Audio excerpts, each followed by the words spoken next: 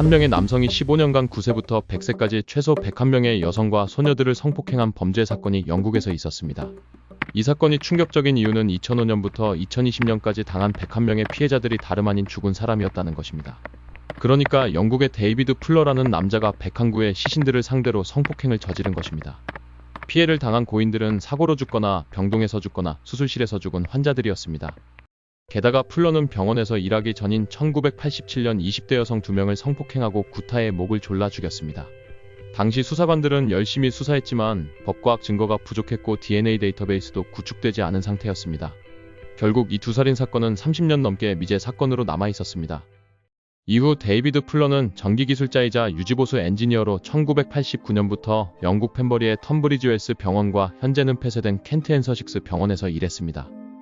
그는 병원에서 시신들을 상대로 성폭행을 저질렀고 그 성범죄하는 모습을 영상으로 촬영했습니다.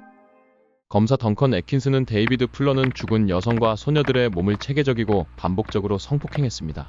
희생자 중에는 9세 소녀, 16세 청소년 2명, 100세 여성 1명이 포함되어 있습니다라고 말했습니다.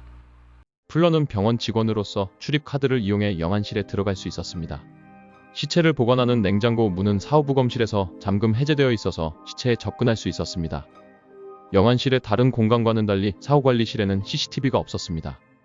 이는 환자의 존엄성을 보호하기 위한 일반적인 관행이라고 합니다.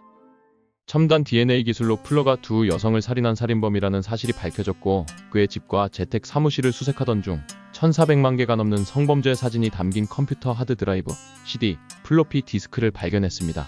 이것을 통해 플러의 시체의 호증이 드러났던 것입니다. 시체의 호증은 범죄 심리학 용어로 시신유골 애착증 환자를 뜻합니다. 시체에 대한 이상 성욕을 갖고 시체와 성관계를 하거나 시신을 훼손하는 등의 모습으로 나타나기도 합니다. 켄트 앤 에식스 중대범죄국은 영안실에서 총 101명의 희생자를 확인할 수 있었습니다. 판결을 내리면서 판사 치마그럽은 플러에게 그가 병원 영안실에 숨겨진 세계에서 죽은 사람들 중 희생자를 골라내는 독수리가 되었다고 말했습니다. 그녀는 이렇게 덧붙였습니다. 당신이 저지른 타락한 짓은 당신의 양심이 얼마나 무감각한지 보여줍니다. 당신은 남은 평생 매일을 감옥에서 보내게 될 겁니다. 플러는 2021년 12월에 종신형을 선고받았는데 이는 그가 가석방 없이 남은 평생을 감옥에서 보내야 한다는 것을 의미합니다. 이 범죄에 대한 스카이 다큐멘터리 제목이 영안실의 괴물이라고 한 것이 이해가 됩니다. 지금까지 세상의 놀라운 소식을 전하는 세상 스피커 세커였습니다.